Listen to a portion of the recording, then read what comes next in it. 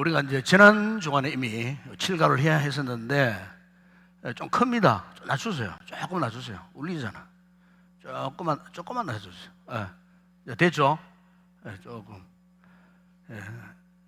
지난 주간에 이제 우리 칠가를 이제 해야 되는데 선교 영상을 한 23분 정도 이렇게 보다 보니까 못해서 그림 1번도 뭐 설명을 이제 구체적으로 잘 하지를 못하고 그렇게 넘어가는 것 같습니다. 그래서 오늘은 뭐 그림이 이제 석장밖에 되지 않습니다.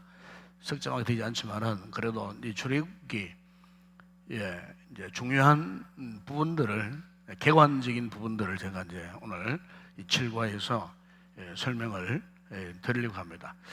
자, 먼저 우리 한번 그림 7을 한번 보겠습니다. 그림 7. 그림 7.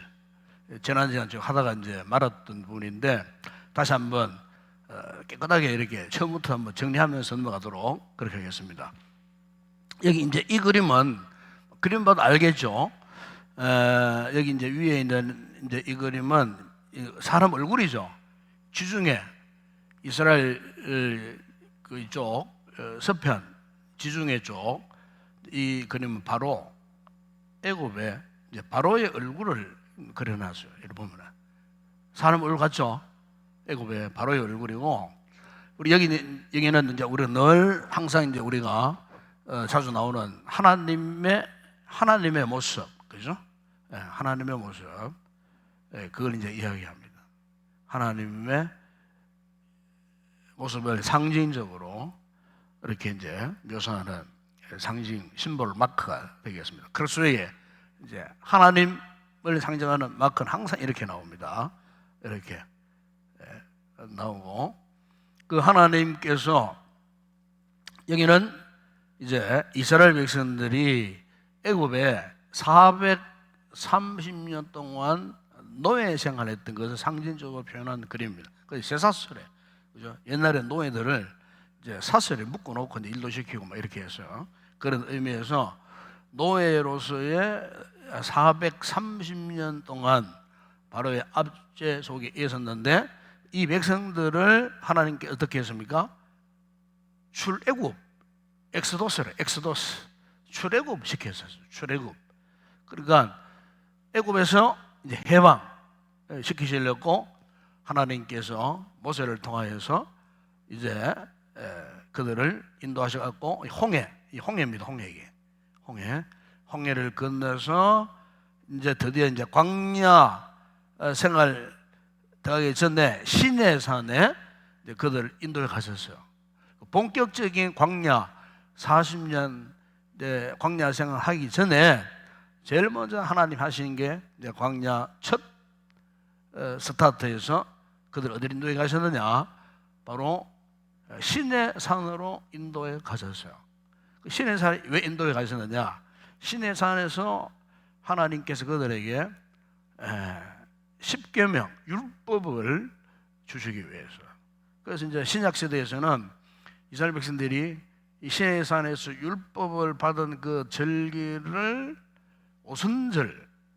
오순절로 절기 지키게 되었어요. 오순절 그러면은 이스라엘 백성들이 구약 시대에 그들의 선조들이 시내산에서 처음으로 율법을 받았던 그날을 기념하는 절기예요.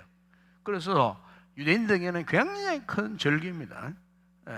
오순절, 유월절, 오순절, 장막절 3대 절기라고 한다면은 바로 이제 그걸 이야기합니다. 그렇기 때문에 이제 이스라엘 백성들에게 있어서 참 중요한 것은 시내산에서 하나님으로부터 하나님의 백성으로서의 언약을 약속받는 그 증거로서 하나님이 그들에게 뭘 주셨느냐? 율법을 주셨어요. 율법의 가장 중요한 핵심이 뭡니까? 십계명이죠. 십계명. 그걸 주셨어요. 그래서 그때부터 이제 이 광야, 이 40년 생활을 이제 이끌고 가시다가 그 다음에 이제 어떻게 하셨느냐? 드디어 이제 요단강을 건너서 이곳 가나안 땅에 이제 들어가게 하셨어요. 그러니까 출애굽기서의 전체 내용은 바로 이 그림 전체로 그걸 볼 수가 있어요. 출애굽기 내용이 이런 내용이에요. 그래서 제가 지난번에 설명을 좀 하다 말았는데 출애굽기의 역사적 배경은 이 교재에 잘 나와 있습니다. 거기 69페이지죠. 69페이지 있는데 이건 여러분 읽어보시면 돼요. 읽어보시면 되고 이것보다도 정말 중요하다 싶은 그 성경적 배경, 출애굽기의 성경적 배경과 신학적 배경을 제가 다시 한번 설명하고 넘어가도록 하겠습니다. 지난 주간에 너무 간단하게 그냥 막 이렇게 시간 없다고 하니까 넘어가 버렸는데, 그래서 출애굽의 성경적 배경을 한번 살펴보려고 하는데, 이 출애굽기가 시작되면서 제일 먼저 우리에게 알려주는 말씀이 출애굽기 1장 8절에 이런 말씀이었어요. 거기 보면은 요셉을 알지 못하는 새로운 왕, 새로운 왕이 일어나 애굽을 다스렸다 그랬어요.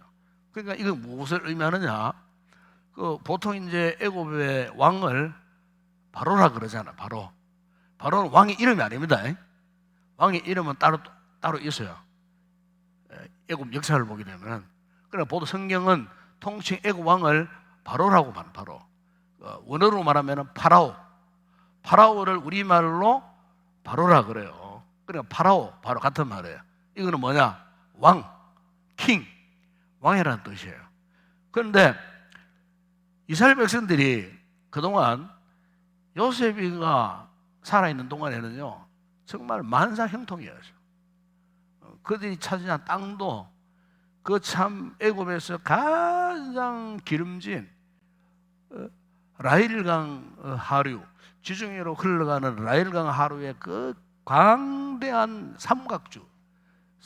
그 삼각주 왜 중요하냐면요, 강물이 범람하고 흘러갈 때에 상류에서부터 온갖 영양가 있는 토양들을 강물이 운반해 줍니다. 옛날에는 그래서 옛날에는 뭐 천년 뭐 이렇게 뭐 이것만 의지했기 때문에 강물이 그리 중요한 거예요. 그래서 여러분 그 세계 유명한 그 문명들이 어디서 발생했냐면요, 바로 이 강을 중심으로 해서 문명들이 이렇게 발생했어요. 그리고 애굽, 이집트 문명, 뭐 메소포타미아 문명 가면 그 위에 그리스 메소포타미아 강 그 중심으로 황하 문명 가면 중국 황하강 뭐 이런 게 이렇게 되는 겁니다.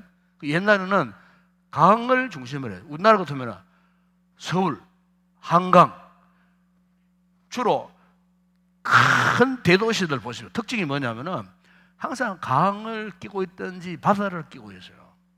거기에서 모든 인류의 문명이 발생하고 발달했던 거예요. 이 애굽, 이집트도 마찬가지예요. 이 라일강을 중심으로 해서 이 이집트 문명이 발생했고 또 발달했어요. 그러니까 지금으로 말하면은 미국과 범갈 만한 제국이었어요. 애굽 제국이었어요. 그러니까 이제 그 애굽 제국의 총리가 그동안 히브리인이자 이스라엘 백성들의 그 선조인 요셉이가 총리가 있을 때는요, 그 요셉을 앓는 바로가 그냥 요셉에게 모든 걸 다 맡겼으니까, 그러니까 그 이스라엘 백성들이 거주하는 땅도 요셉이가 볼 때 제일 좋은 땅, 그 상박주 하루에 있는 고센 땅, 기름진 땅, 거기에 이제 아버지 야곱이가 아들 이제 요셉이가 아버지 우리 식구들 다 데리고 오세요. 제가 애굽에 이 땅에 모시겠다고 이래 가지고 이제 이사를 왔다 그 말이에요.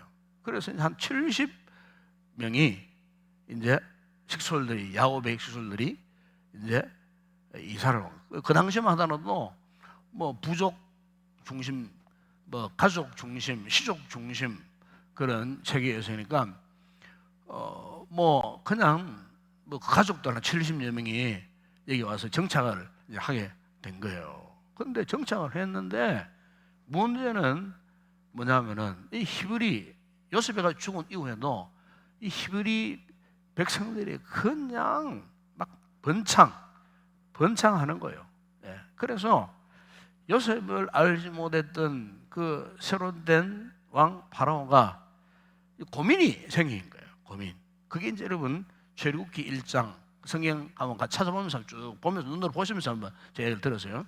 출애굽기 1장 9절에야 10절에 보게 되면은 그 이제 바로 왕이 이런 걱정을 합니다. 그가 그 백성에게 이르되 이 백성 이스라엘 자손이 우리보다 많고 강하도다. 그래서 만약 그들이 더 많게 되면 그 10절에 보세요. 만약 두렵건대 바로가 두려워하는 거예요. 그 이스라엘 백성들이 얼마나 막 번식을 하고 번성을 했으면은 그것도 그냥 뭐 이렇게 뭐 강한 백성들로 번창했다 그 말이에요. 바로가 봤을 때. 그러니까 두렵건대 그들이 더 많게 되면 전쟁이 일어날 때 우리 대적과 합하여 우리와 싸우고, 그게 무슨 말이냐면은 우리를 배신해가지고 우리를 공격하는 그 대적과 합세해가지고 우리를 공격할까 두렵다는 거예요. 그러니까 이 바로가 그 이스라엘 백성, 유대 히브리 백성들이 막 번창하는 것이 너무 두려웠어요. 지레 겁을 먹고 이래서는 안 되겠다. 이렇게 해서 박해를 하기 위해서 그게 여러분 11절 보세요. 11절 보면은 감독들을 그들을 위해 세우고 그들에게 무거운 짐을 지워 괴롭게 하자. 괴롭게 하는 방법이 뭐냐면 국고성, 비돔과 람셋을 건축. 옛날에는 성을 건축하면은요 수많은 인력이 동원돼야 돼요. 지금 뭐 포크레인, 뭐 불도저, 뭐 온갖 장비들로 다 해버리죠. 옛날에는요 전부 사람 손으로 다 했거든요. 손으로 인력. 그러니까 그 성을 살려면은 뭐 벽돌이 필요하잖아요. 여러분 여기 벽돌 가는 게 뭐 집을 짓는 조그마한 벽돌을 말하는 게 아니에요. 성을 세우는 벽돌, 그것도 진흙을 만들어가지고 벽돌을 짓는 벽돌이 얼마나 크겠어요. 성을 올려가는데 벽돌 뭐 잔잔한 그런 벽돌이 있겠어요. 엄청나게 큰 벽돌이에요.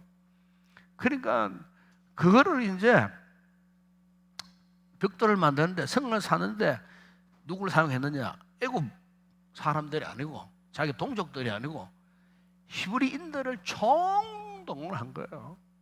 그 일을 시켰는데 그냥 했겠어요. 뭐 영화에 보면 거 나와요. 막 채찍으로 막 두들겨 패고 막 말 안 되면 죽이기도 하고 막 그냥 막 모진 학대를 한 거예요. 그런 학대가 뭐 1년도 아니고 10년도 아니고 수백 년 동안.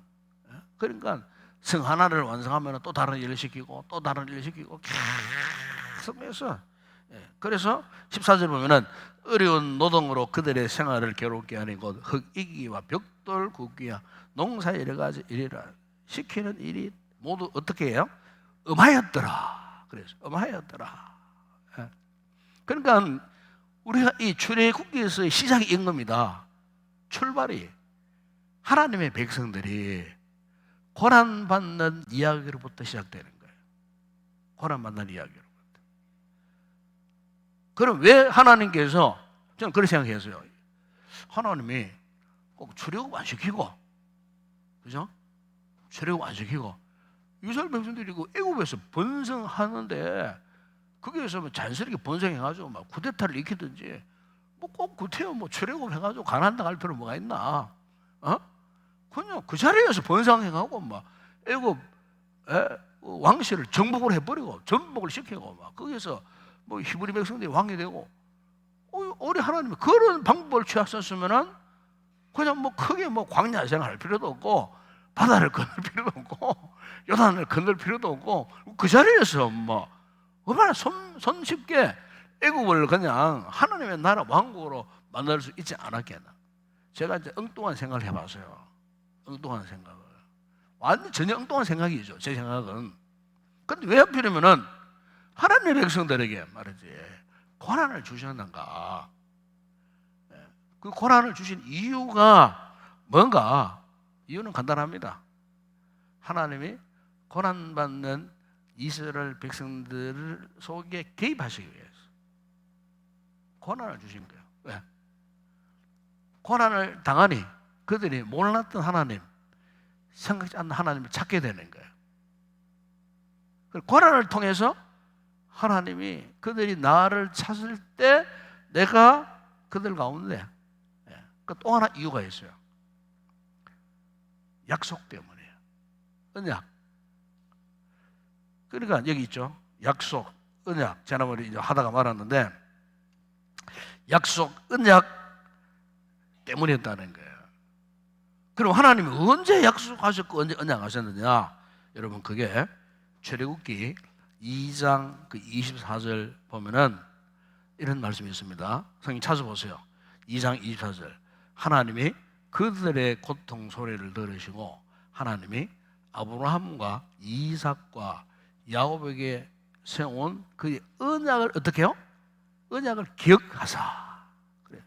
그렇습니다, 여러분. 하나님이 이스라엘 백성들이 손쉽게 살 수 있는 방법을 선택하지 않고 이런 어려운 방법, 그것도 오랜 세월을 지나야 성취될 이런 방법을 선택하시려고 지금 고난 중에 있는 이스라엘 백성들 삶에 개입하셨는가? 그 가장 중요한 이유는 약속 때문이에요. 약속. 언약을 기억하신 거예요. 그 언약 때문에 고난의 현장에 있는 이스라엘 백성들을 건져내야 하겠다. 그래서 시작된 것이 뭐라고요? 출애굽의 역사입니다. 이게 출애굽의 역사입니다. 아까 이야기했죠? 애굽의 바로가 왜 이스라엘 백성들을 학대하기 시작했다고요? 이스라엘 백성들이 막 세교하고 번성하고 민족을 이루는 것이 너무 두려웠던 거예요. 너무 두려웠던 거예요. 혹시나 저들이 뭐 다른 대적이 쳐들어올 때 우리를 배신하고 저들로 합수해서 공격하지 않을까 하는 이런 상황 가운데에, 그런데 하나님의 섭리는 그런 겁니다, 여러분. 우리가 삶을 살다 보면 그래요, 그죠? 뭐 회사에서 사회생활 속에서 괜시리 막 나를 괴롭히는 사람이 있어. 괜시리 나에게 괴롭히고 또 시험 당하게 만들고 자꾸 그렇게 하는 사람이 있어. 그런데 그것도 하나님의 섭리 가운데 있어요. 이 주변에, 우리 주변에 뭐 착한 사람이 있는 게 아니에요. 때로는 가시 같은 사람도 있어요. 왜 하나님은 우리 삶에 그런 가시 없이 그냥 뭐 평범하게 편안하게 막 그냥 행복하게 아무런 문제 없이 막 이렇게 살도 안 하시고, 왜 하필 꼭 우리에게 꼭 질병이라는 가시, 어떤 사람이라는 가시를 두시고 뭐 고난을 당하게 만들고 역경을 당하게 하시는가? 마찬가지로 오늘 우리에게도요, 영적인 출애굽이 필요했기 때문에 그런 거예요. 영적인 출애굽. 즉 뭡니까? 하나님의 그 약속을 성취하기 위하여. 즉 그 약속은 우리에게는 뭡니까? 하나님의 말씀이잖아요. 하나님의 말씀을 우리에게 응하게 하시기 위해서, 성취하도록 하시기 위해서. 이 신앙생활은 이겁니다. 신앙생활은 우리가 이 약속의 말씀을 듣고 순종하는 게 신앙생활이에요. 그럼 하나님이 이스라엘 백성들을 이 복잡하고도 어렵고도 장구한 이 세월이 흘러가야 될 이 출애굽, 이 전체 요단강 건너 가나안 땅 가기까지 이 출애굽의 이 기나긴 여정을 왜 선택하셨는가? 약속. 그 약속의 마지막 종착지 어디입니까? 약속의 땅. 여기 아닙니까? 여기 그림이 뭐예요? 약속의 땅, 그죠? 약속의 땅. 여기에 그 이스라엘 백성들을 마지막까지 인도에 가시는 게 목적이에요. 하나님의 목적은 분명한 거예요. 뭐 그 당시 이스라엘 백성들이야 그걸 알았겠습니까? 몰랐겠죠. 하나님은 그 언약, 약속.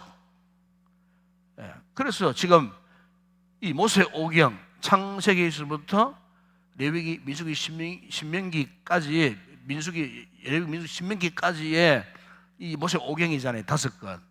그죠? 이야기했죠? 이 모세오경을 지금 모세가 기여로 하는 누구들을 앞에 놓고 설교했다고요? 지금 출애굽 2세대, 이미 세월이 흘렀어요. 출애굽 2세대들이 지금 어디에 곧 들어갈 직전입니까?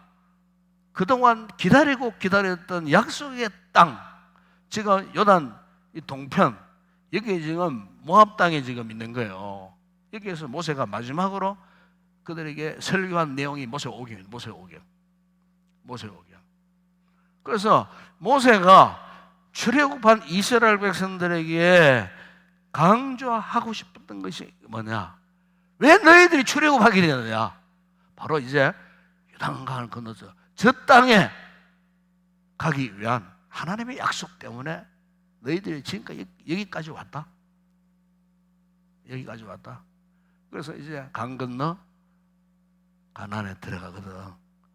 내 이 말씀들을 잘 기억하고 약속대로 말씀대로 순종해라. 순종하면은 너희가 들어가도 복을 받고 나가도 복을 받고, 성험에서도 복을 받고 맨에서도 복을 받고 할 테니 말씀대로만 순종해라. 그게 중요한 게 신명기에 나오잖아요. 신명기, 특히 신명기 28장에, 그죠? 축복장이라고 그러잖아. 그렇게 이야기해야 되는 배경이 성경적 출애굽의 성경적 배경이 이러했다는 거예요. 또 하나 배경은요, 신학적 배경.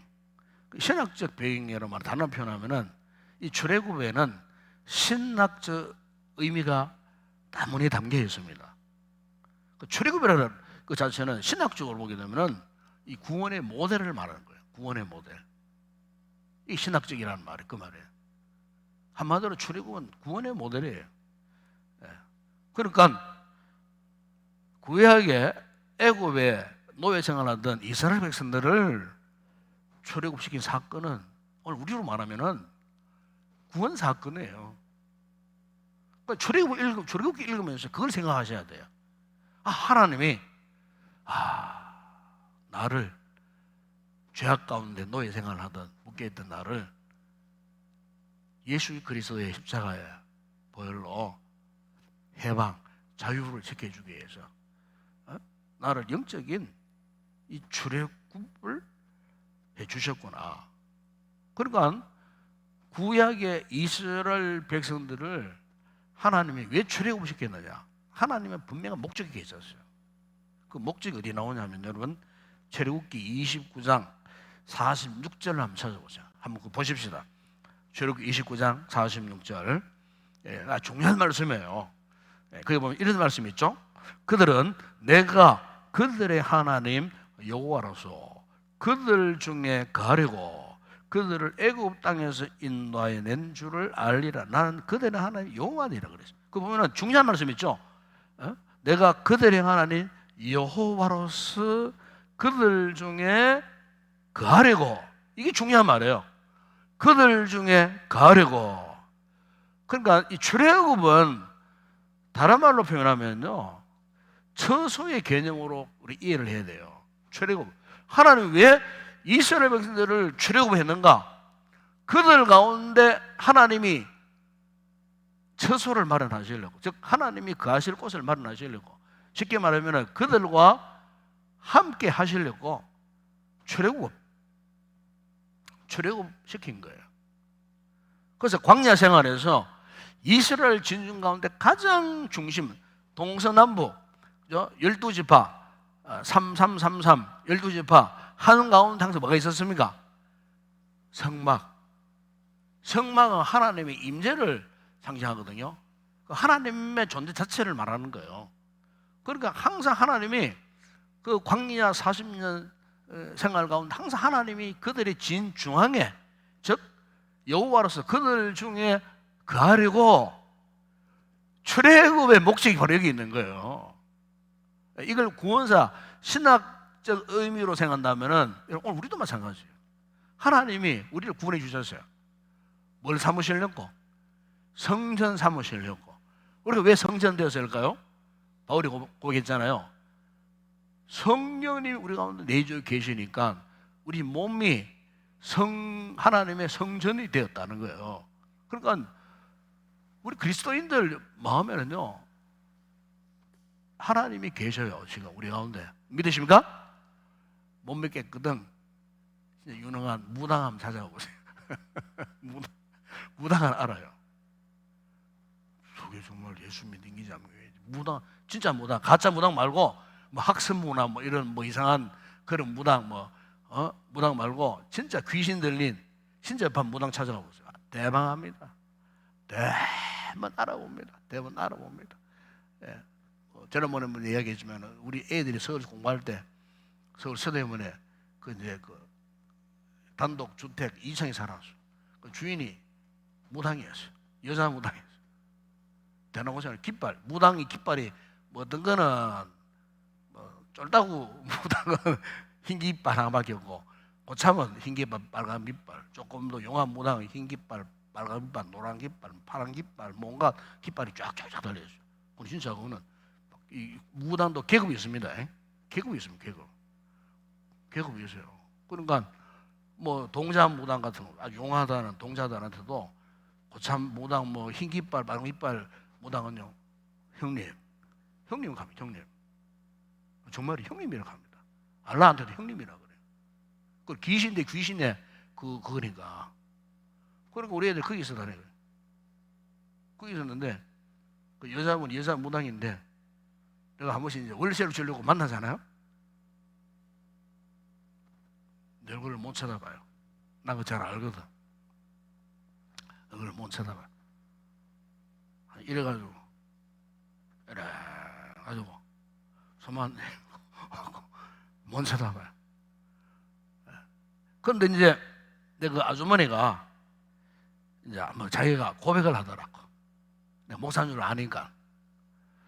그래, 목사님, 제가요 예배도요 여의도 순복음중앙교회 집사였습니다. 내가 충격 먹었어요. 여의도 순복음교회 집사였다. 순복음중앙교회 집사. 그리고 왜 그래요? 무당 되셨습니까? 모르니까 몸이 너무 아파가지고 소위 신병 그 해결을 하려고 신접을 했다는 거예요. 그 신접하고 나니까 괜찮더래. 참, 복음이 제대로 들어갔으면 이게 냈을 텐데 복음이 제대로 안 들어갔기 때문에 끌려가 버린 거예요. 참, 너무 안타까웠어요. 너무 안타까웠어요. 네. 어쨌든 그죠? 우리 성도들의 그 참 이 영혼 우리 몸 안에는 누가 계신다고요? 하나님이 계셔요. 그러니까 구약의 하나님께서 구약의 히브리 백성들, 이스라엘 백성들 그 진중에 계셨던 것은 오늘날 신학적인 의미에서 오늘 우리 똑같아요. 오늘 우리 가운데 성령님이 계시는 거예요. 그래서 출애굽의 최고의 포커스가 어디냐? 하나님의 거하심입니다. 하나님의 거하심. 이겁니다. 하나님의 거하심. 그러니까 약속과 언약, 약속과 함께 하나님의 거하심. 출애굽기에 가장 중요한 핵심이 바로 이 부분이에요. 이 부분. 그걸 여러분이 알고 있으면은 앞으로 출애굽기를 쭉 읽어보시면은 아주 쉽게 깊이 있는 그런 의미를 여러분들이 이제 되새길 수가 있게 된다는 거죠. 그래서 이제 이 출애굽 사건의 이제 면면을 살펴보는 가운데에 하나님이 이 출애굽을 일으키기 위해서 이끌기 위해서 특정인 한 사람을 선택했죠. 누굽니까? 모세입니다. 모세. 그러니까 이 모세는 우리가 알기로는 뭐 히브리 백성이지만은 그 참 그 애굽의 그 유대 민족 히브리 민족 말살 정책으로 2살 이상 낸 뭐 남아들을 다 죽이는 이런 상황 가운데 모세가 그 엄마 요게벳이 모세를 살리려고 막 그냥 갈대 상자에다가 라헬 강에 띄어보냈는데 그 마치 그 애굽 그 라헬 강가에서 목욕하던 그 애굽의 바로의 공주의 눈에 발견되어 갖고 거기로 이제 모세가 이제 그 애굽 바로 왕 공주의 양 아들로 들어가고 그 다음에 이제 그 진짜 어머니가 유모로 왕궁에 들어가 가지고 모세를 양육을 합니다. 그게 나오잖아요. 양육을 합니다. 양육을 할 때 모세 어머니 요기벳이 신앙으로 키우는 거예요. 너는 하나님의 백성이다. 그 히브리서 말씀 나오잖아요. 그래서 신앙으로 키워나가는 거예요. 뭐 그러다가 이제 왕자와 범하는 신분이니까 이렇게 왕자도 될 수 있는 그런 신분이었는데 어느 날 그가 이제 자신이 히브리 백성인 줄 알고 히브리 백성이 애굽인에게 핍박을 당하고 하는 것을 보고는 이제 민족적 감정이 일어나가지고 애굽인을 죽이고 그 살인 사건으로 일어나갖고 이제 어떻게 합니까? 이제 광야 미디안 광야로 도망을 치는 거예요. 사실 그때부터 모세의 인생은 하나님이 본격적으로 이제 이끌어 가시는 서막이었다고 그렇게 볼 수가 있어요. 그래서 이제 미디안 광야에서 40년을 처가살이 하다가 때가 하나님이 드디어 그를 부르셨을 때에 갑자기 하나님이 나타나셨는데 떨기나는 불꽃 가운데 이렇게 쭉 나타나셨는데 내가 하나님이다. 내가 여호와다. 그러니까 그 여호와라고 하는 말이 히브리에서는 야훼라고 야훼. 그 야훼라고 하는 뜻이 뭐냐? 성경에 나오잖아요. 스스로 있는 자다. 스스로 있는 자다. 영어에 보기에는 I am. 그 뜻이 뭐냐? 나는 나다. 그런 뜻이에요. 나는 나다. 어떻게 보면 이 말이 더 정확해요. 스스로 있는 자라는 뜻보다도 이제 나는 나다. 그 히브리 원의 뜻이 그런 뜻이에요. 여호와라는 뜻이 나는 나다. 그런 뜻이에요. 그러니까 이제 왜 하나님이 모세에게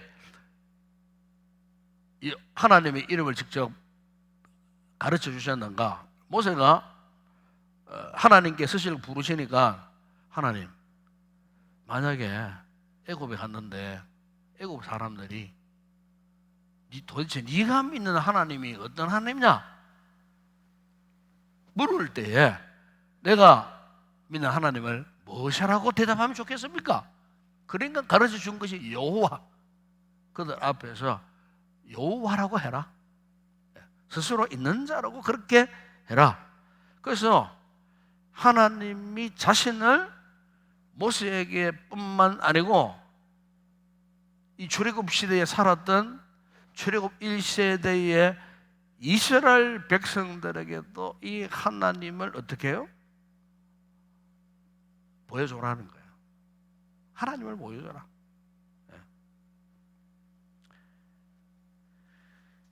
그래서 이제 출애굽기에서 이스라엘 백성들에게는 아까 얘기했죠. 여호와 하나님, 여호와 하나님이 그들 가운데에 거하실 목적으로 그들을 이제 그들의 삶 가운데 임재하셨어요. 그래서 이제 여러분 출애굽기 20장 2절에 보게 되면은 이제 이런 말씀이 있어요. 나는 너를 애굽 땅 종되었던 집에서 인도해 낸 내 하나님 여호와니라. 그래서 여호와라는 말씀을 계속 합니다. 여호와라는 말씀 계속. 여러분 신명기 6장 12절에 보세요. 이런 말씀을 합니다. 너는 조심하여 너를 애굽 땅 종되었던 집에서 인도해 내신 여호와를 잊지 말자. 여호와를 잊지 말자. 그랬어요. 여호와를 잊지 말자. 이 출애굽한 이스라엘 백성에 있어서 정말 중요한 것은요, 여호와를 잊어버리면 안 돼요. 여호와를 그들이 기억해서 놓쳐버리면 안 돼요. 그래서 우리가 출애굽뿐만 아니에요. 출애굽 이후에 그들이 이제 가나안 땅에 들어가서도 여호와 하나님을 잊어버리면 안 되는 백성들이 이스라엘 백성들이에요. 사사 시대도 마찬가지였어요. 왕정 시대에서도 마찬가지였어요. 심지어 왕정 시대가 끝나고 그들이 바벨론 포로 시대 속에서도 잊어버리면 안 되는 것이 뭐냐? 여호와 하나님. 심지어 복음서에 들어오면은 예수님 당시에까지도 그들이 잊어버리면 안 되는 것이 뭐냐? 바로 이거예요. 애굽 땅에서 종되었던 집에서 너희들을 인도하여 내신 여호와를 잊지 않는 것. 즉 하나님을 잊지 않는 것. 바로 이거예요. 하나님을 잊어서는 안 된다는 거예요. 그래서 이 하나님을 잊지 않게 위해서 출애굽 당시에 하나님이 나는 하나님이다, 여호와라는 것을 확실하게 보여주는 사건이 뭐였습니까? 애굽에서 뭐였죠? 그게 바로 10가지 재앙입니다. 10가지 재앙. 하나님이 그냥 뭐 심심해서 단순히 이스라엘 백성들을 애굽에서 바로의 손에서 벗어나기 위해서 10가지 재앙을 내린 것이 아니에요. 10가지 재앙의 목적은 뭐냐? 이스라엘 백성들에게 내가 너희의 여호와 하나님이다 하는 것을 확실하게 보여주기 위하여 내린 재앙이 10가지 재앙이에요. 그리고 보면 출애굽 7장 이하에도 나오잖아요. 그러면은 피, 개구리, 이, 파리, 뭐 또 그리고 가축 죽음, 뭐 악성, 종기, 우박, 메뚜기, 흑암, 뭐 마지막에 처음 난 것, 뭐 사람, 짐승 이렇게 10가지 재앙이 나오잖아요. 거기 보면은 거기 피, 개구리, 이, 파리, 뭐 악성, 종기, 우박, 메뚜기, 흑암까지도 뭐냐면은 그 당시에 애굽 사람들이 섬기던 신들입니다. 신들. 애굽 사람들이 신들. 이게 신들입니다. 그러니까 한마디로 말하면 10가지 재앙은 뭐냐? 이스라엘 백성들 앞에서 여호와 하나님이 애굽의 그 많은 신들과의 전쟁, 이 신들 애굽의 이 신들과의 전쟁에서 내가 어떻게 그 애굽의 신들을 무력화시키는지를 너희들이 똑바로 봐라. 분명하게 봐라. 나 여호와가 그 애굽의 신들을 어떻게 무력화시키는지를 똑똑히 봐라. 그래서 보여주신 것이 뭐냐면은 바로 그게 10가지 재앙입니다. 10가지 재앙. 그런데 10가지 재앙에 있어서 맨 마지막에 어떤 재앙이었어요? 애굽에서 태어난 사람의 장자나 짐승의 첫 번째 것은 다 마지막으로 죽이는, 멸절시키는 무서운 재앙이잖아요. 무서운 재앙. 그런데 그 재앙 직전에 하나님께서 모세를 통해 이스라엘 백성들에게 명하신 준칙, 율례를 주셨어요. 그게 뭐냐면은 그게 무교절과 함께 유월절을 최초로 그들에게 명령을 하셨어요. 무교절은 뭡니까? 무교절은 우리가 출애굽기 12장에 보십시오. 출애굽기 12장 15절에 21절 보면은 무교절은 7일 동안 무교병을 먹는 절기가 무교절이에요. 7일 동안 매일마다. 그러니까 누룩이 없는 병, 그 떡을 무교병이라 그래요. 여러분 누룩 없는 떡 먹어보셨어요? 보셨어요? 되게 딱딱합니다. 딱딱합니다. 그거는 누룩이 들어가 보세요. 그 막 먹기 좋아요. 부드럽고 버석버석하고 맛도 있고. 그런데 누룩을 싹 빼버리고 그냥 밀가루 반죽만 해가지고 떡 만들어 보세요. 이게 막 딱딱하게 굳으면요, 막 이빨에 부릴 정도로 막 딱딱하고 뭐 막 맛도 하나도 없어. 그런데 하나님께서 마지막 10가지 재앙 내리시기 직전에 이스라엘 백성들이 그걸 명령하신 거예요. 7일 동안 너희들은 누룩 없는 떡을 먹어라, 빵을 먹어라. 그럼 동시에 7일 동안 또 뭘 하라고 했습니까? 그게 이제 출애굽기 12장 21절 이하에 나와요. 어떻게 하냐면은 6월절 어린 양을 이제 잡고 우슬초로 어린 양의 피를 발라가지고 문인방 위에, 문인방 좌우 문설 쪽에다 피를 발라라. 그 하나님이 이스라엘 백성들을요, 그 애굽의 그 모든 첫째 난 자녀, 첫째는 다 죽이기 직전에 이스라엘 백성들을 다 보호하시려고 이 보호막을 쳐놓은 거예요. 보호막을. 그 보호막이 뭐냐? 그게 무교절이고 유월절입니다. 그 유월이라는 건 뭡니까? 넘어갔다는 뜻이잖아요. 죽음의 그림자 넘어갔다는 거예요. 순종해서 일주일 동안 누룩 없는 빵, 맛없는 빵 그걸 뭐 먹고 그 다음에 어린 양을 잡아다가 피를 그거 자체가 다 뭡니까? 믿음의 순종을 말하는 거예요. 믿음의 순종을 말하는 거예요. 아마 성경에 나오지 않지만은 아마 그런 어리석은 잘 있었을 거예요. 그거 뭐 양을 잡고 이 빵 맛없는 빵을 먹어야 돼. 그거 먹지도 않은 사람이 있었을 것이고 분명히. 예. 그리고 뭐 어린 양, 그 비싼 어린 양 잡아가지고 말이지, 뭐 고기를 먹는 것도 아니고 피를 발라갖고 뭐 그 뭐냐고 그러면서 아마 그 뭐 불순종했나? 아마 성경에 나오지 않는 그런 성경 보면은 그 출애굽할 때 잡족들이 많았거든요. 잡족들 가운데도 순종한 잡족들은 출애굽 구원받았다는 거예요. 그런데 아마 순종하는 잡족들이 많았을 거예요. 잡족들이. 그 잡족들은 불순종하다가 죽었을 거예요. 죽음의 그림자 지나갈 때. 그러니까 우리가 이제 이 출애굽기를 쭉 보게 되면은 이 같은 이 구원의 놀라운 역사가 있다는 것, 그것을 이제 우리가 알 수가 있죠. 그래서 이제 이 출애굽기와 이 신약 성경에 나오는 이 세례와 성찬과 연결이 됩니다. 이 세례는 뭡니까? 구약 이스라엘 백성들이 보세요. 이 홍해를 건너갔잖아요. 그림 한번 보세요. 이 홍해 바다거든요. 쭉 홍해를 내가 치를 잡고 합니다. 확실히 보라고. 홍해를 바다가 마른 땅이 돼가고 그 건너갔잖아요. 이게 영적인 세례를 의미합니다. 그리고 6월절 날, 그죠? 어린 양을 잡아다 피를 발랐잖아요. 떡을 먹었잖아요. 그 신약의 성찬을 말하는 거예요.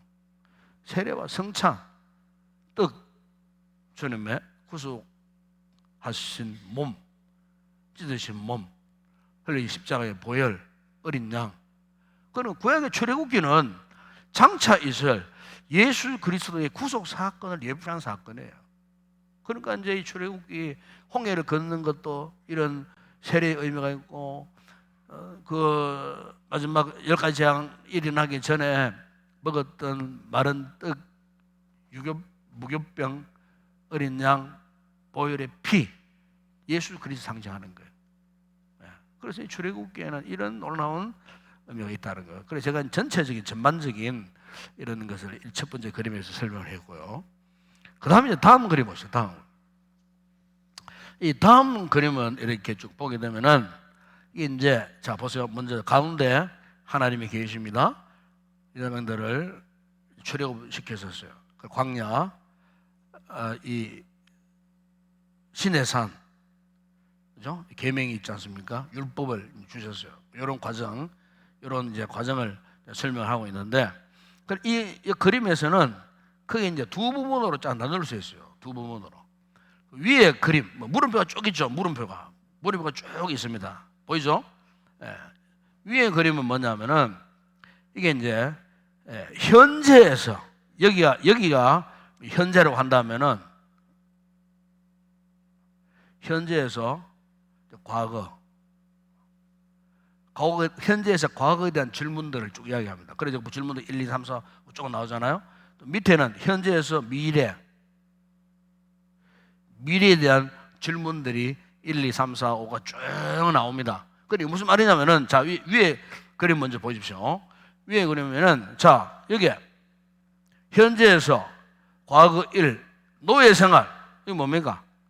왜 우리가 애굽에서 노예 생활을 했던가?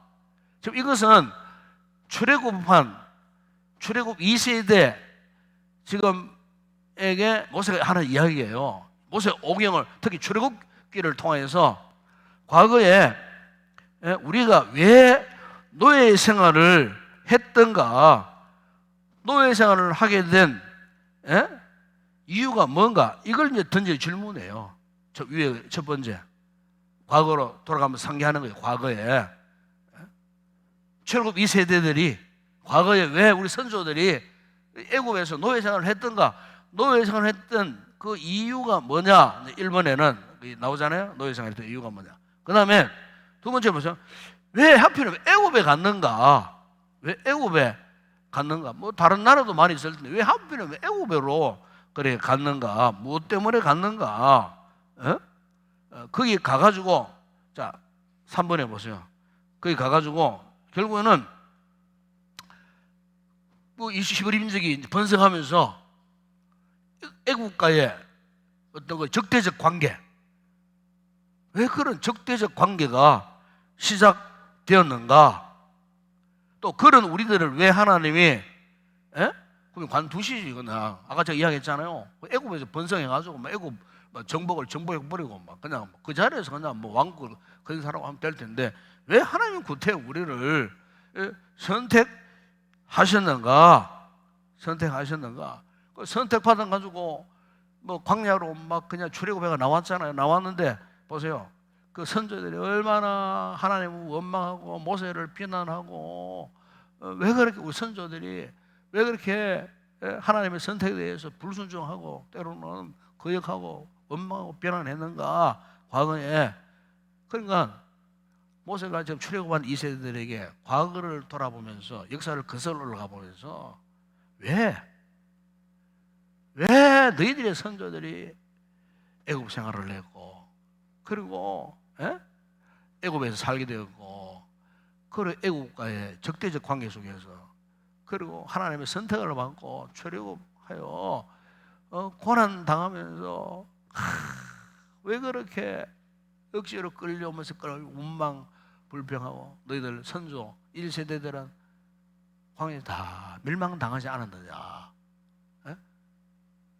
왜 그런 줄 아느냐? 뭐 때문에 그런 줄 아느냐? 이걸 설명하기 위한. 그러니까 모세의 이 전체적인 출애굽의 중요한 내용들을 한마디로 이렇게 이런 그림으로 지금 이 저자가 참 잘 정리해 놓은 것 같아요.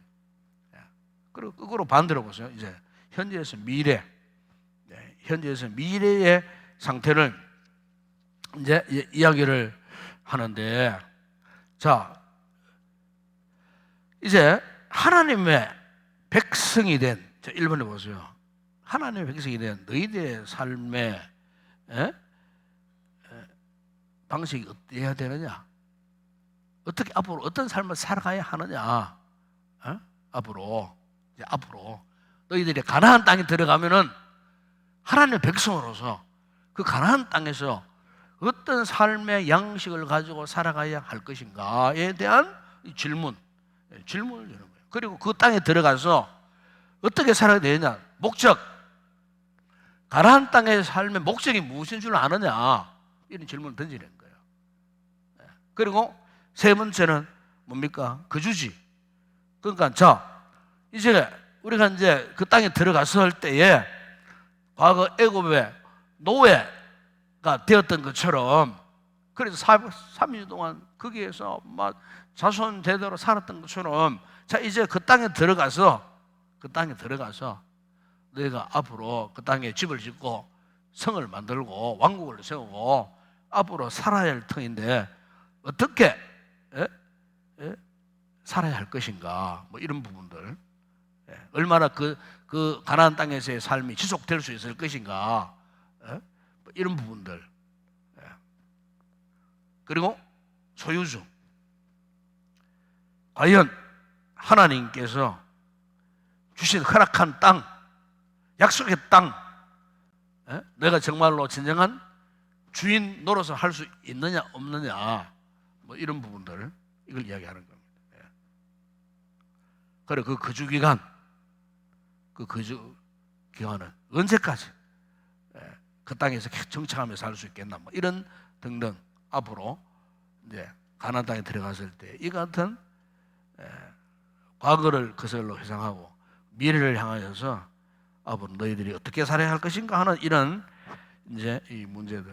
그래서 이제 사실은요, 우리가 이제 출애굽기에서 이제 이스라엘 백성들에게 하나님께서 요구하신 것, 가장 중요한 것, 그게 아까 얘기했죠. 첫 번째 약속입니다. 약속을 믿느냐? 아브라함, 이삭, 야곱과 언약했던 그 약속을 너희가 믿느냐? 그 약속이고, 두 번째는 뭐냐면은 순종입니다. 순종.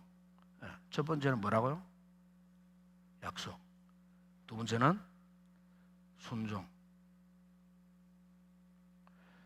이 순종을 테스트하기 위해서 그들에게 광야 생활에서 뭘 주셨습니까? 시험, 테스트입니다. 테스트. 이거는 마귀의 유혹보다 테스트, 하나님이 테스트하는 게 시련, 믿음을 실현시키기 위하여, 훈련시키기 위한 테스트. 예. 그리고 결국 뭡니까? 마지막에는 그들을 거룩한 백성으로 세우시기 위하여. 가나안 땅에 들어가서도 그들이 안정된 삶을 살도록 하기 위해서는 그들이 거룩한 백성이 되어야 되는 거예요. 그러니까 약속, 순종, 시험, 거룩한 백성 삼으시기 위해. 그러니까 출애굽기에 이 기록된 목적이 이런 겁니다. 중요한 단어가 이런 거예요. 하나님이 그들을 그렇게 이제 훈련시키셔서 마지막에는 거룩한 백성으로 삼으시기 위해서 하셨다는 이런 내용들. 그 마지막 그림 하나는 뭐 시간이 많이 갔죠. 마지막 그림 하나는 뭐냐면은 이 무슨 그림입니까? 모래시계입니다. 모래시계. 그죠? 모래시계입니다. 모래시계. 그 모래시계는 뭡니까? 제 방에도 모래시계 하나 있어요. 모래시계 하나 있습니다. 그 누가 선물을 하나 주셔가지고 그리 해놓으면 거의 1시간 동안 쭉 정확 1시간 내려요. 그런데 그 모래시계는 뭐냐? 한마디로 시간의 흐름을 보여주잖아요. 시간의 흐름, 그렇죠? 시간의 흐름. 그러니까 딱 반을 잘라놓고 보면은 이 과거, 그죠? 과거 뭡니까? 역시 또 출애굽 사건 나오죠. 하나님이 여러분들 출애굽해서 시내산에서 율법을 주시고 광야 생활을 해서 그때 이제 가나안 땅에 들어가도록 한 이 과거, 이게 이제 출애굽의 역사잖아요. 그럼 그 출애굽 과거에 있었던 그 출애굽의 역사, 과거에 출애굽을 경험했던 그 시간이 그냥 과거 역사로 끝나버리느냐? 아니라는 거예요. 밑으로 모래시계가 흐르잖아요. 흘러갑니다. 그대로 현재 과거에서 현재로. 그럼 무슨 말이냐면은 성경에 특히 이제 출애굽에 기록된 이스라엘 백성들을 상대로 한 출애굽의 역사, 과거적 사건이 현재 즉 우리가 살고 있는 이 시대에 오늘 우리에게 우리의 신앙생활에 의미가 있나 없나? 의미가 있다는 거예요. 연관성이 있다는 거예요. 영적인 의미가 반드시 있다는 거예요. 예. 출애굽에서 하나님이 애굽에서 광야 40년 그리고 가나안 땅 안에서 역사하셨던 하나님이 마찬가지로 오늘날에도, 그죠? 이거 보세요. 오늘날 그림이 나오잖아요. 우리를 선택하시고, 그죠? 이게 약속, 언약 말씀을 주시고 출애굽 예수 그리스도의 그 구속 사건에서 우리 영적 출애굽을 경험하게 하시고 율법, 그죠? 역시 말씀 같은 언약, 약속 같은 의미입니다만은 이 모래시계가 이렇게 모래가 흐르듯이 막 흘러 사이잖아요. 그러니까 출애굽기에 나타난 이 같은 과거 역사, 하나님의 이 이스라엘 백성들을 상대로 한 이 구원의 이 거룩한 역사가 역시 오늘 우리의 삶에도 하나의 연결고리가 되어가고 지금도 여전하다는 거예요. 지금도. 그 우리가 이제 이것을 이제 깨달아야 돼요. 우리가 성경 읽으면은 단순히 뭐 과거에 국한된 이야기가 아니라는 거예요. 출애굽 역사가. 오늘 우리의 이야기입니다. 믿으십니까? 오늘 나의 이야기요. 오늘 내 신앙의 이야기라는 거예요. 이 그림은 이제 그거를 상징을 하고 있는 거예요. 아까 이야기했죠? 그 이스라엘 백성들이 건너갔던 홍해 사건. 아까 뭐라 그랬어요? 오늘 우리의 세례 사건이에요.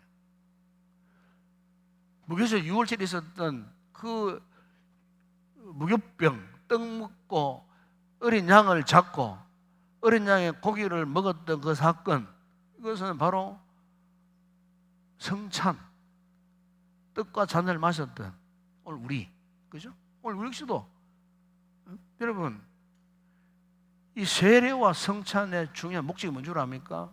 결국은 거룩한 당신의 자녀 삼으시기 위함이 있다는 거예요. 거룩한 자녀. 거룩한 백성. 하나님이 구약의 이스라엘 백성들을 출애굽시킨 그 목적도 마찬가지예요. 앞으로 그 백성들이 가나안 땅에 들어가서 여전히 거룩한 백성으로 살도록 하시기 위해서 그 장구한 역사, 세월을 통해서 이스라엘 백성들을 민족적으로 연단하시 훈련하셨다는 거예요. 물론 훈련 어간에 실패도 많았어요. 왜? 그들이 원망 불평하다가 1세대는 다 죽었어요. 남은 2세대만이라도 무사히 가나안 땅에 들어가서 이 약속, 언약 붙들고 순종하다가 하나님 앞에 거룩한 이 백성으로 하나님 나라를 건설하도록 하기가 이 하나님의 원대한 비전과 꿈을 이스라엘 백성들에게 허락해 주시게 되었다. 그래서 이 모든 출애굽 사건의 이 주목적은 뭡니까? 이스라엘 백성들이, 하나님의 백성들이, 오늘 우리가, 그죠? 하나님을 경험하는 거예요. 하나님을 경험하는 거예요. 하나님을 경험해야 돼. 지난주 오후에 우리 장창수 목사 오셔서 광주에 있는 그거 아닙니까? 그 교회는요, 청년에도 장년도 주목적인 거예요. 하나님을 경험해야 된다. 하나님. 주변의 아이들도 하나님을 경험해야 된다는 거예요.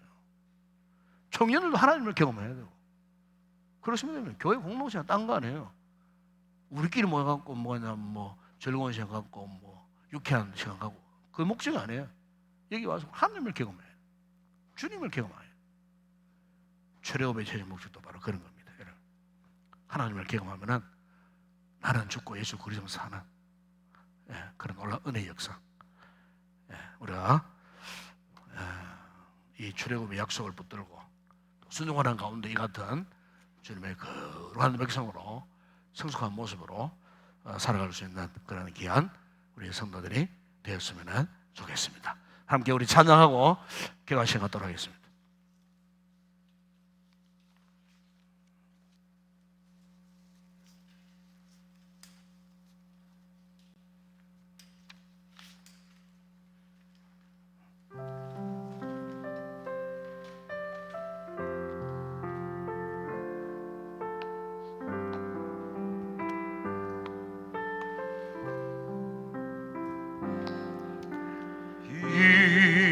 이제 내가 살아도 주 위에 살고 이제 내가 죽어도 주 위에 죽네. 하늘 영광 하늘 영광 보여주며 날 오라 하네. 할렐루야 찬송하며 주께 갑니다. 그러므로 나는 사랑 충분한 주님의 것이요. 아멘 아멘. 사랑 주구나 사랑 주구나 나 위에 피 흘리신 내 주님의 것이요. 이제 내가 떠나도 이제 내가 떠나도 저 천국 가고 이제 내가 있어도 주 위에 우리 예수 찬송하며 우리 예수 찬송하며 나는 가겠네. 아멘 아멘. 천군 천사 하나 밟으며 마주 나오네. 그러므로 나는 사나 죽으나 주님의 것이요 사나 죽으나 사나 죽으나 날 위해 피 흘리신 내 주님의 것이요. 그러므로 나는 사나 죽으나 그러므로 나는 사나 죽으나 주님의 것이요 사나 죽으나 사나 죽으나 날 위해 피 흘리신 내 주님의 것이요. 우리 시간 기도하겠습니다. 오늘 이 시간 특별히 이 출애굽의 성경적 또 신학적 또 배경을 살펴보면서 그러구나, 이 출애굽기에 나타나는 모든 사건에는 하나님의 특별한 의미가 있구나. 그 하나님 특별한 의미, 목적은 제가 결론적으로 말씀드렸지만은 이스라엘 백성들뿐만 아니고 오늘 우리가 지금도 살아 역사하신 하나님을 경험하게 하셨다는 겁니다. 신앙은 하나님을 경험하는 겁니다. 여러분, 우리가 왜 말씀을 듣습니까? 하나님을 경험하기 위해서. 말씀 가운데 역사하시는, 과거만이 아니고 오늘 현재에도 하나님의 말씀 가운데 생생하게 역사하시는 하나님을 경험하기 위한 신앙은 바로 그겁니다. 영적 애굽의 노예 생활 했던 우리를 예수님의 십자가의 거룩한 보혈로 거기에서 탈출시켜 주시고, 홍해 사건, 세례 사건, 무교절, 유월절 사건을 통해서 예수님의 살을 먹고 피를 마시는 영적인 출애굽의 놀라운 역사, 다 이게 뭐냐? 하나님을 경험하게 하는 거거든요. 그렇습니다. 오늘 우리 말씀을 통하여서 오직 한 가지만 깨닫고 돌아갑시다. 주의 말씀을 통해서 하나님을 경험하기를 원합니다. 이 마음에도 역사하신 하나님을 경험하기를 원합니다. 예수님을 경험하기를 원합니다. 우리 가운데 자상하시고 역사하시는 성령님의 은혜를 우리가 경험하기를 원합니다. 경험할 때 나는 죽고 그리스도만 사시는 삶을 경험하게 되는, 이것이야말로 진정한 출애굽 사건이 아니겠습니까? 주님, 우리의 삶을 통해 이 같은 영적인 출애굽 사건을 날마다 경험하며 살게 하여 주시옵소서. 이 말씀 붙들고 그렇게 기도하기를 원합니다.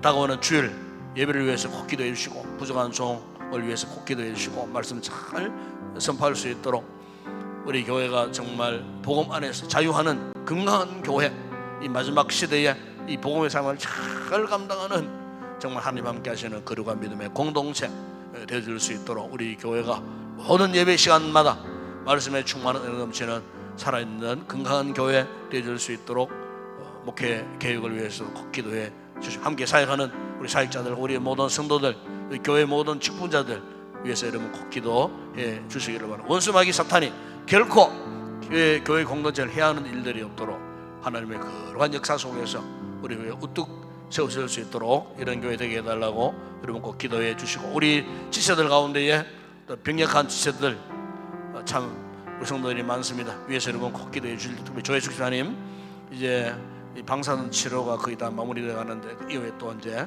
또 수술을 앞두고 있습니다. 위에서 여러분 꼭 기도해 주시기 바라고, 우리 김인재라 성교사 위에서도 이렇게 처음 든 듯 소문보다는 아주 경한 상태에 있습니다. 위에서 여러분 특별히 빨리 회복되어서 또 사역 현지로 다시 돌아가서 또 중차대한 사역을 잘 감당할 수 있도록 이를 위해서도 꼭 기도해 주시기를 바라고, 오늘도 나라 민족을 위해서 기도하십시오. 특별히 이 폭우 장마철 비로 인하여서 피해를 보는 우리 이웃들이 참 많습니다. 더 이상 이 같은 물로 피해 보는 우리 이웃들이 없도록 하나님 막아주시고 인도해 주시도록 나라와 민족, 대통령, 위생자들을 위해서 기도하시고, 또 우리 선교제 사역하는 주의 종들 위해서 기도하시고, 오늘 여러분들 가져나오신 기도의 제목이 있을 것입니다. 하나님 앞에 기도하십시다. 완전히 주님께 맡기십시다. 내 힘으로 감당할 수 없는 것 믿음으로 맡길 때 주님께서 대신 역사해 주시리라 믿습니다. 성령 충만한 은혜를 위해서 뜨겁게 간절히 기도하시다가 자유롭게 돌아가실 때 우중 가운데 실족하지 않도록 조심스럽게 안전하게 잘 돌아가시기 바랍니다. 함께 우리 통성으로 기도하겠습니다. 기도합니다. 살아계신 우리 아버지 하나님, 참으로 감사합니다. 오늘도 아버지 하나님, 주의 이 귀한 말씀, 이 그리스도의 성기 연구를 통하여, 아버지 또한 출애굽기 연구를 통하여 출애굽의 의미를 말씀을 통해 비록 짧은 시간이지만은 아버지 이 말씀의 의미를 깨닫게 하신 것 감사합니다. 왜 하나님이 참으로 이스라엘 백성들을 애굽 땅으로 보내셨고 아버지 430년 동안 애굽에 노예 생활하게 하셨고, 왜 또 그들을 선택하여 부르셔서 광야 40년의 삶을 통하여 참으로 기어코 약속의 땅 가나안으로 가게 하셨습니까? 아버지 안에 그 모든 장구한 세월 역사 속에서 이스라엘 백성들을 하나님 백성다움 거룩한 백성으로 삼으시기 위하여, 아버지 거룩한 제사장의 나라로 삼으시기 위하여 그들을 훈련하시고 연단하셨던 하나님의 이 같은 구원 계획, 아버지 그것은 단순히 그들만의 역사가 아니고 오늘 우리의 현재의 삶의 역사였으면, 또 말씀을 통하여 아버지의 역사와 시간과 시대를 초월하여 오늘을 살아가는 우리에게 영적인 깊은 의미와 목적을 깨닫게 하신 주님 진심으로 감사를 드립니다.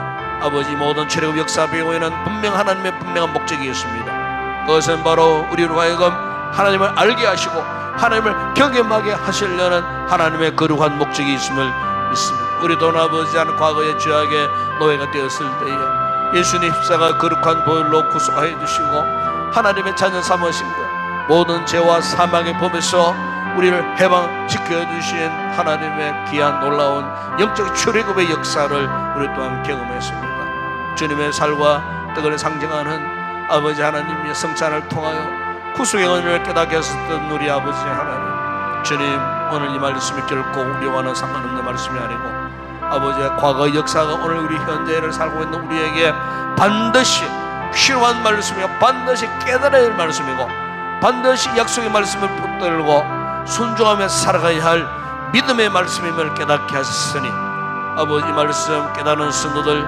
출애굽의 깊은 의미를 가슴에 담고 일평생 살아가는 동안 약속의 말씀 앞에, 언약 앞에 순종하면서 날마다 하나님을 경험하는 가운데에 이 험박한 세상 기어코 이기고 승리하여 영원한 주님의 나라에 가는 그 순간까지 우리가 믿음을 포기하지 않고 승리자가 되어 주님 나라에 다 들어갈 수 있는 귀한 우리 선도를 될 수 있도록 축복하여 주시기를 원합니다. 주님 우리 공동체를 사랑하시고 아버지와 특별히 병약한 우리 성도들, 아버지 수술을 앞두고 있는 우리 성도들, 여러가지 진료와 치료 중에 있는 우리 성도들, 아버지 저의 모든 약함을 주님 아십니다. 깨끗하게 치료하시고 회복시켜주시고 강건함으로 예배 자리에 다 올라와서 주님을 섬기고 기도하는 자리에서 주님을 마음껏 기도할 수 있는 강건한 우리 모든 성도들 되어질 수 있도록 은혜를 베풀어 주시고, 오늘 이 밤도 아버지 각 가정에 또 개인적인 기도의 제목을 안고 여기에 나와 하나님 앞에 간구하는 아버지 저들의 기도를 들으시고 주님 응답하여 주시옵소서. 아버지의 가정에 우환 질고 어떤 경미한 힘들고 어려운 사고라도 생기게 나지 아니하도록, 또 우리의 실수함으로 인하여 아버지 하나님 우리의 마음을 저하리고 두렵게 하는 일들이 일어나지 아니하도록 우리 일거수일투족을 지켜주시고 우리 성도들의 명예관에 강건케 하시고 가정마다 아버지 하나님 우환 즐겁게 하시고 주의 은혜와 평강 가운데에 아버지 굳건하게 믿음의 삶을 지속하고 하나님을 영화롭게 하는 복된 아름다운 귀한 우리 성도들 되어질 수 있도록 아버지 기도에 제공하라고 이 시간도 간구하는 그 모든 부르짖는 간구하는 기도마다 주님 응답하여 주실 때에 과연 주님 살아계시고 과연 성령님 가운데 역사하셔서 시와 때를 따라 도우시는 주님의 은혜가 무엇인지를 가슴 깊이 깨닫고 아버지 앞에 감사하며 간구하고 기도하며 돌아가는 복된 우리 성도들 되게 하여 주시기를 원합니다. 아버지 하나님, 오늘도 나라와 민족을 위해서 아버지 하나님 간구합니다. 대통령 위정자들, 국회의원들, 정치인들 아버지 하나님 붙들어 주시고 선정을 베푸는 정말 하나님을 두려워하는 가운데에 자신의 야욕과 야망과 살인 사욕, 당리 당략을 포기하고 국가와 나라와 백성을 위해서 온전히 헌신할 수 있는 참으로 슬기롭고 지혜롭고 착한 마음을 가진 위정자들이 되어줄 수 있도록 은혜를 베풀어 주시기를 원합니다. 특별히 아버지 하나님 장마철 폭우 가운데에 아버지 하나님 재난을 당한 우리 이웃들이 참 많습니다. 오늘도 아버지 하나님 큰 아버지 하나님 참으로 재난 가운데 집을 잃어버린 채 거처를 잃어버린 채 아버지 한숨 짓는 단식하는 우리 이웃들에게 아버지 은혜를 베풀어 계속되어지는 아버지 폭우와 장마에 아버지 하나님 크고 작은 빗줄기 가운데에 아버지 더 이상 피해를 입지 아니하도록 아버지 우리 사회를 지켜주시고 우리 이웃들의 삶을 거처를 지켜주시고 안전하게 하여 주시기를 우리 아버지 하나님 원합니다. 주님, 오늘도 아버지 하나님 우리 선교지들을 둘러보시고 축복하시고 특별히 아버지 우리 선교지 가운데 특별히 김은자라 선교사를 붙들어 주시고 아버지 절고 가운데 아버지 입원 치료 중에 있습니다. 하나님 이렇게 경하게 하신 것 감사합니다. 아버지 그것마저도 우리 하나님 치료하시고 회복케 하셔서 속히 아버지 하나님 사역지로 돌아갈 수 있도록 은혜를 베풀어 주시기를 원합니다. 교회 또 입당 이후에 참으로 중요한 일들을 해야 하는데 아버지 하나님 참으로 계속해서 아버지 사역 현장에 자리를 지켜야 되는데 아버지 하나님 안타깝습니다. 아버지 하나님 은혜를 베푸사 강건케 하시고 건강 회복하여 참으로 온전한 모습으로 아버지 다시 사역지로 돌아가서 마지막 사명을 잘 감당할 수 있도록 주님께서 은혜를 베풀어 주시기를 원합니다. 거룩하신 주님, 이 밤도 우리 성도들의 그 모든 기도 가운데 주님 함께하여 주시고 아버지 돌아갈 때 우중 가운데 저들의 걸음을 지켜주시고 실족하지 아니하도록 평안한 길로 안전한 길로 인도해 주시고 아버지 어두운 밤길 아버지 악한 것들이 시험하는 일들을 있도록 막아주시고 하늘의 능력의 천사단을 동원해 무사히 아버지 각 가정까지 잘 도착할 수 있도록 주님 인도해 주시고 이 밤도 아버지 편히 쉬는 귀한 밤 되게 하시고 오는 주일날 다시 기쁨으로 만날 수 있는 복된 우리 귀한 우리의 성도들 되게 하여 주시기를 원합니다.